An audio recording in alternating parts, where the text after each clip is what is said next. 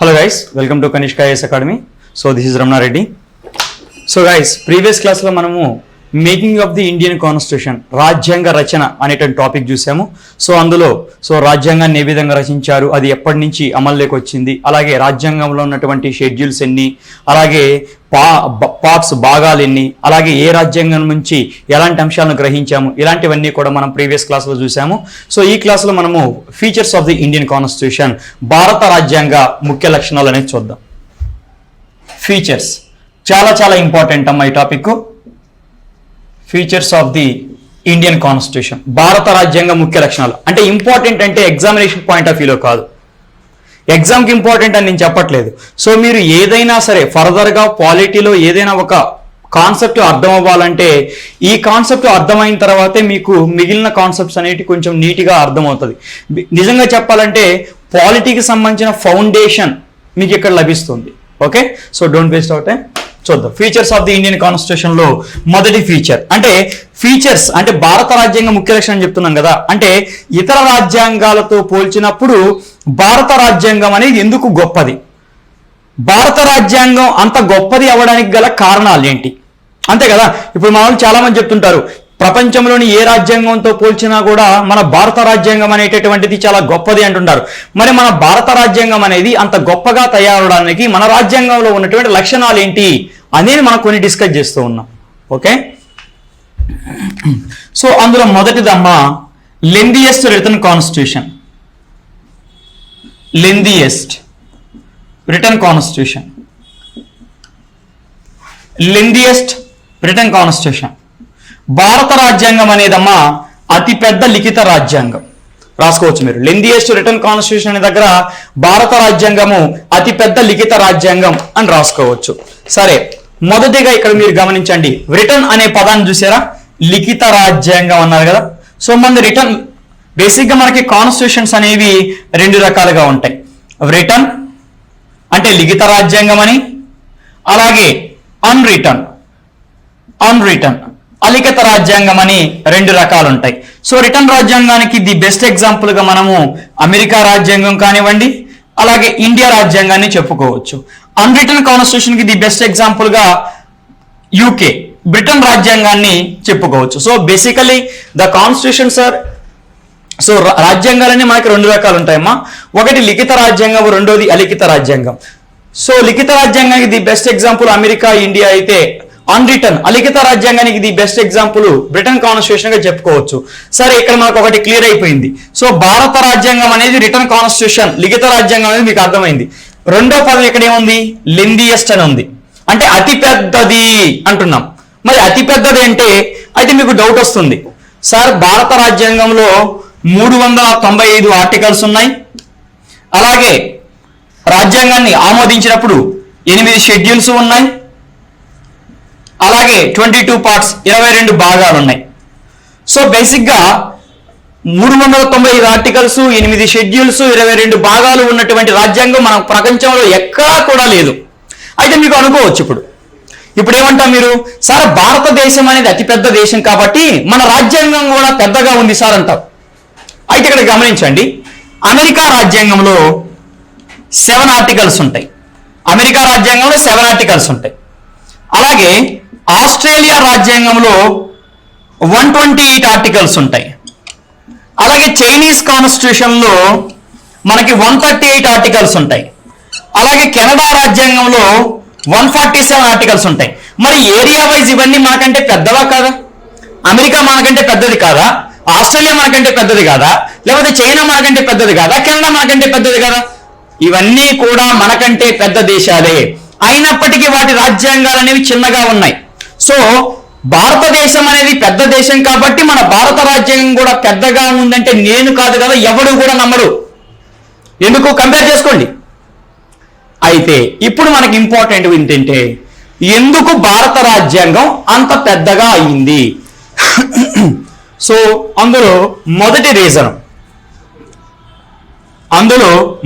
Reason కేంద్రానికి రాష్ట్రాలకు ఒకే రాజ్యాంగం ఉండటం.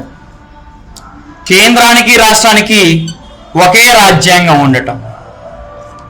బేసిక్గా మీరు గమనించండి అమ్మా, అమెరికాలో మనకి రెండు రాజ్యాంగాలు ఉంటాయి. అంటే రెండు రాజ్యాంగాలు అంటే ఫెడరల్ కాన్స్టిట్యూషన్ ఒకటి ఉంటుంది.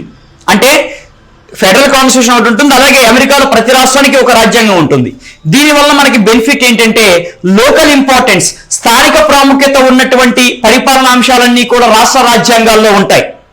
నేషనల్ ఇంపార్టెన్స్ అలాగే అంతర్జాతీయ అంశాలన్నీ కూడా ఈ ఫెడరల్ కాన్స్టిట్యూషన్ లో ఉంటాయి అమెరికాలో. అర్థమవుతుందా? సో అమెరికాలో మనకి ప్రతి రాష్ట్రానికి ఒక రాజ్యాంగం ఉండటం వల్ల స్థానిక పరిపాలనా అంశాలన్నీ కూడా స్థానికంగా ఆ రాష్ట్ర రాజ్యాంగాల్లో ఉంటాయి. అలాగే నేషనల్ ఇంపార్టెన్స్ ఉన్నటువంటి అంశాలన్నీ కూడా ఫెడరల్ కాన్స్టిట్యూషన్ లో ఉంటాయి. అందువల్లనే అమెరికా రాజ్యాంగంలో మనకి కేవలం 7 ఆర్టికల్స్ మాత్రమే కనిపిస్తూ ఉంటాయి. కానీ మన ఇండియాలో ఏమవుతుంది, కేంద్రానికి సంబంధించిన పరిపాలన అంశాలు అందులోనే ఉండాలి, రాష్ట్రానికి సంబంధించిన పరిపాలన అంశాలు అందులోనే ఉండాలి, కేంద్రపాలిత ప్రాంతాలకు సంబంధించిన పరిపాలన అంశాలు అందులోనే ఉండాలి, ఆర్జిత ప్రాంతాలకు సంబంధించిన పరిపాలన అంశాలు ఇందులోనే ఉండాలి. మరి వీళ్ళందరికీ సంబంధించిన పరిపాలన అంశాలు తీసుకొచ్చి ఒకే ఒక రాజ్యాంగంలో పొందుపరచడం వల్ల రాజ్యాంగం పెద్దగా అవ్వడానికి అవకాశం లేదా? మీరు చెప్పండి, అవకాశం లేదా? అవకాశం ఉంది. సో ఒకటో రీజన్ ఏంటంటే రాజ్యాంగం అతి పెద్దగా అవ్వడానికి కారణం ఒకటోది కేంద్రానికి రాష్ట్రానికి ఒకే రాజ్యాంగం అనేది ఉండటము. నెక్స్ట్ రెండోది డైవర్స్ ఏరియా వ్యాస్ట్నెస్ అనుకోండి. Vastness and diversity. వ్యాస్ట్నెస్ అంటే నువ్వు నమ్మవు, వ్యాస్ట్నెస్ అంటే విస్తీర్ణం పెద్దది కాబట్టి అంటే నువ్వు నమ్మవు, సరే పక్కన పెట్టు, వ్యాస్ట్నెస్ అనేది పక్కన పెడతావు. కానీ డైవర్సిటీ అనేది ఇంపార్టెంట్.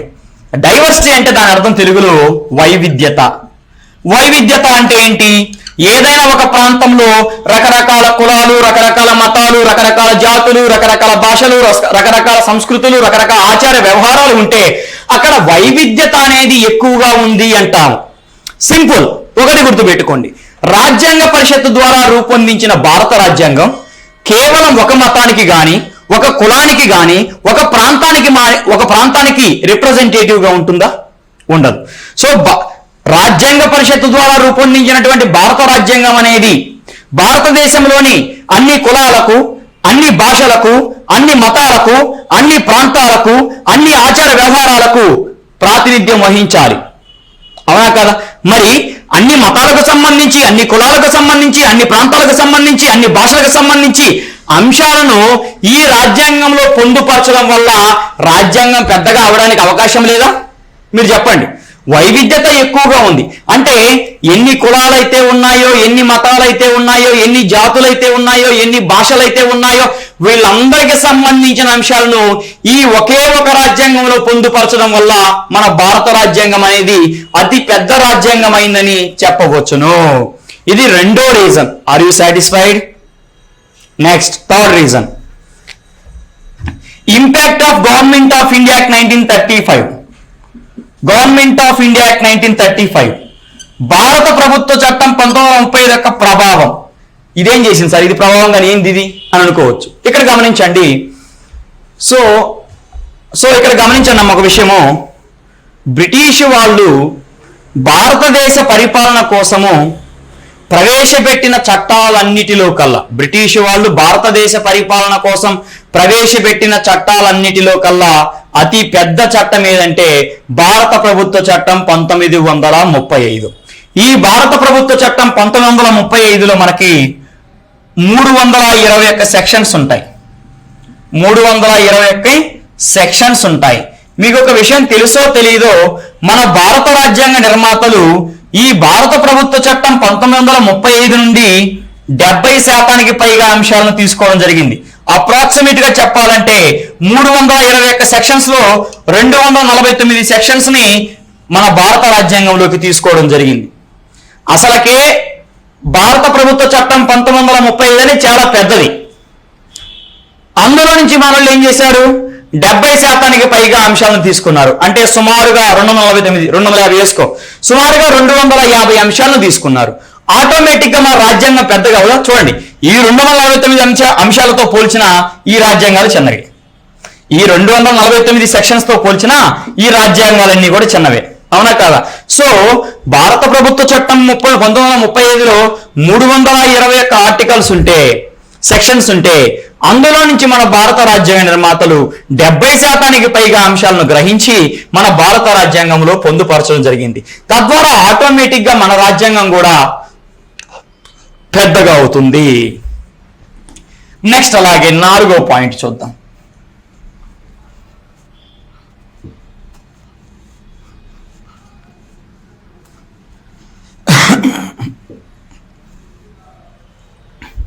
నాలుగో పాయింట్ చూద్దాం.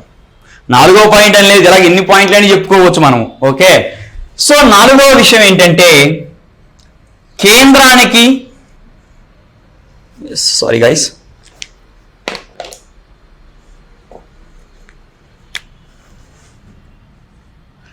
కేంద్రానికి అలాగే రాష్ట్రాలకు మధ్య చాలా ఎలాబొరేటెడ్గా, విస్తృతంగా అధికారాలను విభజించింది.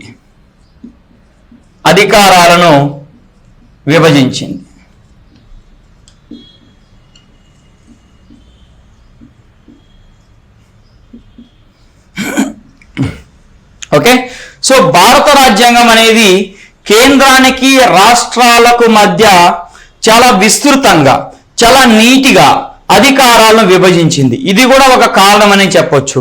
మీరు గమనించండి, భాగాల్లో మనకి 11వ భాగం ఉంది. 11వ భాగం దేని గురించి తెలియజేస్తుంది?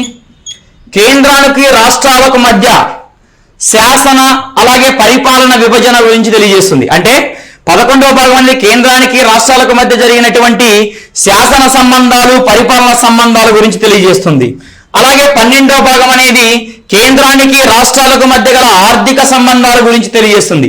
మీరు గమనించినట్లయితే ఈ 2 భాగాలే ఆర్టికల్ 245 నుంచి ఆర్టికల్ 300A వరకు ఉంటుంది. అంటే ఇక్కడ గమనించండి ఒక విషయం.